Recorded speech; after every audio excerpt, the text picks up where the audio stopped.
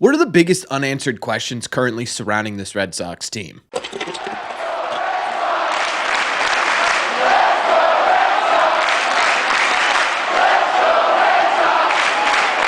What is going on, everybody? Welcome back to Red Seat Radio. My name is Corbin, and thank you very much for clicking on this video. Wow. We are 48 hours from the Red Sox playing meaningful baseball again. That's absolutely crazy to say. The Red Sox regular season kicks off Thursday, and with the regular season comes a whole lot of questions as to what the Red Sox are going to do during the year, and that's what we're setting out to lay out in front of you in today's video. We're going to be talking about the biggest unanswered questions surrounding the Red Sox as they head into 2025. For example, what do the Red Sox end up doing with Masataka Yoshida? If you've been paying attention this spring, Masa's kind of become the odd man out. Alex Cora kind of confirmed the other day that Alex Bregman is going to be the team's third baseman, which forces Rafael into that DH role, which had been previously held by Masataka Yoshida, and there's not really room in the outfield for Masataka Yoshida to be an everyday player. Now, the Red Sox sent him on a rehab assignment, or are going to send him on a rehab assignment to start the year. They have 20 days since the start of that rehab assignment to make that decision. In 20 days, beginning on his first at-bat in AAA, the Red Sox are going to have to decide what Masataka Yoshida's future here looks like. Honestly, I have no idea where this ends up. I wouldn't be putting a DFA off the table at this point. It really feels like they don't want Masataka Yoshida on this roster, or at least can't fit him onto this roster.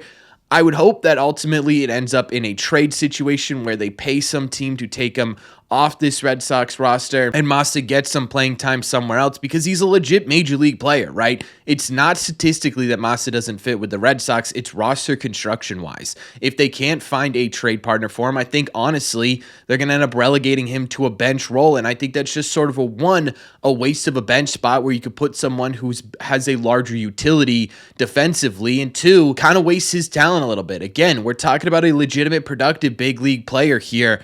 I don't know where the Red Sox end up going with this one, but this is, in my opinion, one of the biggest questions right now surrounding this Red Sox team. Another one is, can the Red Sox starting pitching stay healthy? Honestly, I think the better question for the rotation is, can the Red Sox rotation get healthy and then stay healthy, right? Because to start the year, you've got Giolito, Bello, and Cutter Crawford on the IL. Can these guys get themselves back into form fast enough to get back here and be productive for the Red Sox throughout the 2025 season? With Giolito and Bello, I think the answer is pretty easily yes. Cutter, I think, is a little bit of a longer and more mysterious question mark, but even outside of those guys, this question reigns true for everyone in the rotation, right? It reigns true for the rotation every single year, but this season in particular, there's a lot riding on the Red Sox rotation. The offense should be good, but I think the Red Sox are really going to lean into being a pitching forward team this season. Garrett, Crochet, who has all the talent in the world, but has yet to put together a truly full season in Major League Baseball. Can he do that this year? Same thing kind of goes for Walker Buehler, right? He's shown that he could be that guy in the past, but this is kind of a new and different Walker Buehler than what we've seen in the past. And can he put together his first full season since 2021? That's going to be absolutely a massive, massive difference maker between the Red Sox being a good team and the Red Sox being a really, really good team. And again, this is a big thing every single year, but it feels more prominent this season. Thank God the Red Sox have that depth that they built up over the course of the last 2 years, because if they didn't have that coming into this year, yeah, I think we'd be in for a really, really scary start to the season. But with those guys, this question doesn't appear on many headlines, but I do think it's really important for what the Red Sox are trying to do. How do the Red Sox best performers carry over into 2025? I think that's also a big question. Jarren Duran last season was historically good. One of the better single seasons in Red Sox history, if you talk about triples and doubles and hits and all that stuff. He was an MVP finisher, a top 10 MVP finisher. He got his first All-Star game. Can this year's Jarren Duran replicate or get close to what he did last season, or at least in the same ballpark of what he did last season, and cement himself as one of the top talents in Major League Baseball? If he could do that, the Red Sox are in a really, really good place. If he can't, things are going to get really interesting really quickly. Same goes for a guy like Tanner Houck. Tanner Houck was your workhorse last year. He was your number one pitcher last year. He went to his first All-Star game last year. What does he look like in his second season as a full-time pitcher? Can he replicate close to what he did last year, or are things going to go south for him quickly, and last year was just sort of a fluke? Spring training has people a little bit concerned, and for good reason. So far, Tanner Houck this spring has 17 earned runs in just 13 2/3 innings with 5 walks and only 7 strikeouts. That's not exactly a good way to start your 2025 campaign, but numbers in spring don't matter come Thursday. What can Tanner Houck do and adjust to get himself back to what he was last season? And can he do that quickly enough to cement himself as a top rotation arm in Major League Baseball? I think one of the more underrated parts of the 2025 Red Sox, or at least questions for the 2025 Red Sox, is can Rafael Devers make that transition over to DH full time? It's not like Rafael Devers has much of a choice in this matter, to be totally honest with you, right? He's going to be at least the majority of the time for DH for the Boston Red Sox coming into the season. I don't think he's going to be the full-time DH, right? I don't think he's going to get the only plate appearances at DH this season. I do think Alex Cora understands how Rafael Devers works better than just about anybody, and I do think he understands that it's going to be a bit of a slower transition. Like, I think we'll see Rafael Devers at third base a couple of times to start the year. I think he ends up getting 45, 50 games at third base throughout the regular season just to make that transition a little bit easier. But DHing is a position in and of itself. Not everyone can be an incredibly successful DH. I know it feels like an easy position to have, but mentally, it's a really, really tricky one, or at least it can be. You only have 4 or 5 chances, sometimes less, during a game to make a legitimate impact, and that can weigh on a player, right? All of your production is going to come from one side of the baseball. Every single pitch is going to feel like it weighs a bit more, and not everyone can handle that. The question now becomes, can Rafael Devers handle that? I think there's going to be some give and take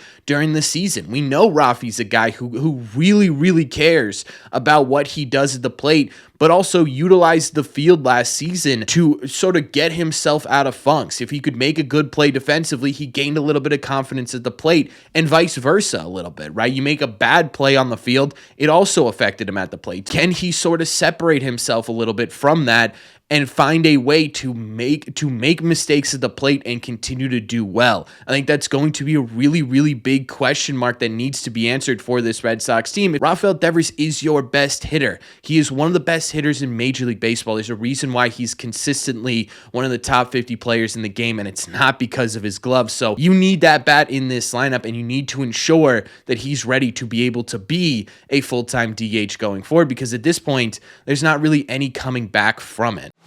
How does the Red Sox bullpen situation shape out, specifically with that closer role? Right now, it's looking like pretty almost guaranteedly, I don't know if that's a word, but that Aroldis Chapman's going to come out of spring training as the closer of the Boston Red Sox. But you also have Liam Hendriks, Justin Slayton, and Garrett Whitlock, who the team isn't really talking about, but has been absolutely killing it in spring training and looks like the pitcher from 2021 that we knew and loved. What does that end up looking like at the end of the year? Does Aroldis Chapman do well enough to stay the Red Sox closer this season? Does Liam Hendriks start to figure it out enough to take over that role? Can one of these young guys in Slayton or Whitlock make enough of an impact where they take over that position? I think that's a massive question mark for the Red Sox to answer, and I think it's the biggest one when you talk to Red Sox fans in terms of their concern for this 2025 team. But I think even more broadly, that was one of the Red Sox biggest weaknesses last season, specifically in the second half. They wore down. Basically, everyone ended up falling off a cliff in the second half last year. How do the Red Sox prevent that this season? I think the answer is fluidity in that bullpen. And that's kind of a weird word to use, but the Red Sox have built out some pretty impressive depth within their minor league system. And you've got a lot of guys that are supposedly making this Red Sox roster that have options attached to them. I think we're going to see a lot of movement in the Red Sox bullpen this year. A guy like Zach Kelly, last season was a bit of a roller coaster ride for him. There's a ton of talent there, and that's why he's making the team most likely out of spring training.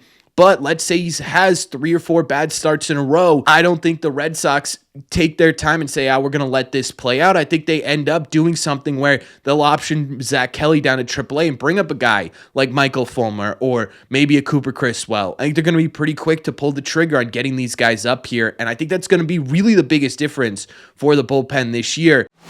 What does the impact of the Red Sox prospect pipeline look like? You already have some of that impact coming into day one of opening day, right? Christian Campbell is going to be the Red Sox starting second baseman. What does that look like, right? Is it going to take a ton of time for him to adjust to Major League pitching?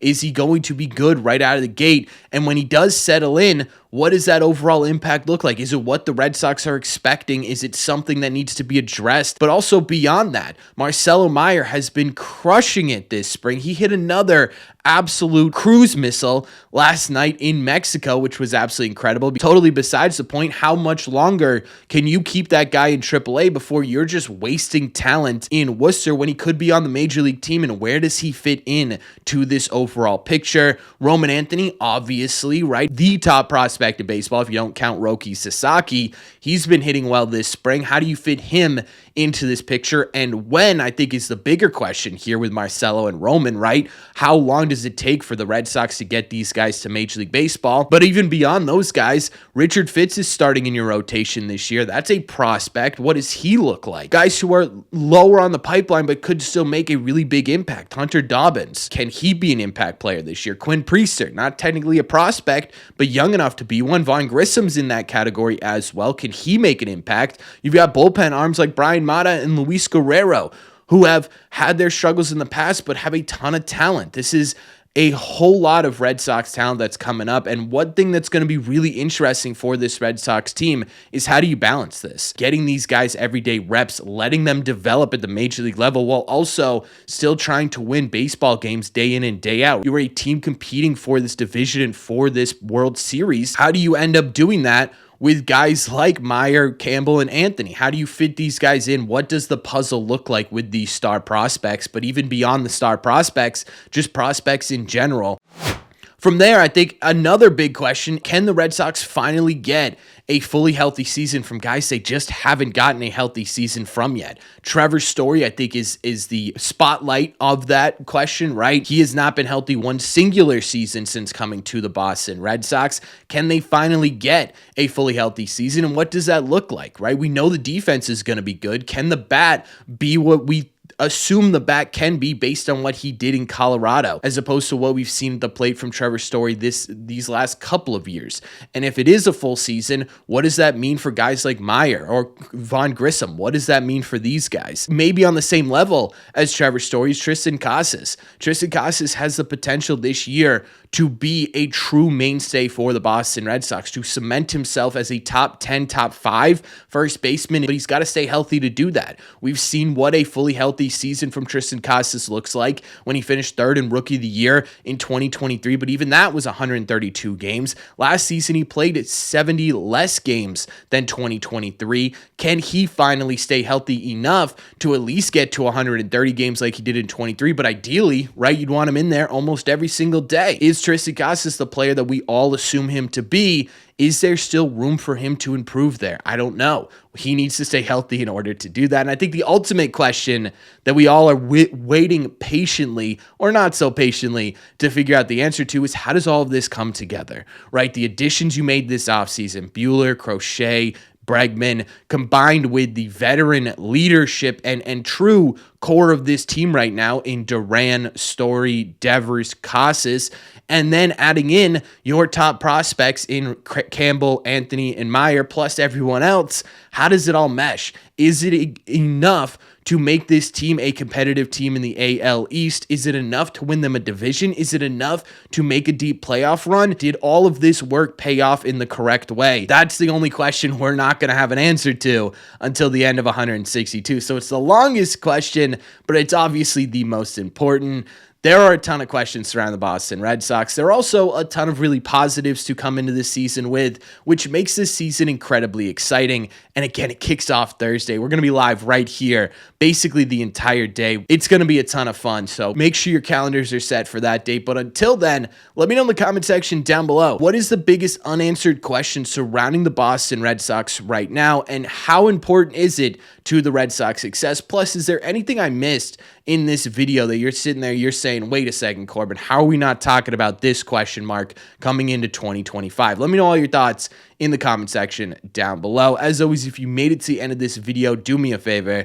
Make sure you guys have hit that subscribe button if you haven't already. If you're new here, we talk Red Sox content almost every single day. Also, make sure you guys have hit the like button on this video as well. It just helps out a ton, and it's the best way to let me know you're enjoying the content. Don't forget, if you guys want to listen instead of watch these episodes, the best way to do that is to head over to your favorite podcasting app and look up Red Seat Radio. Thank you all very much for clicking on this one, and I will see you in the Red Seats.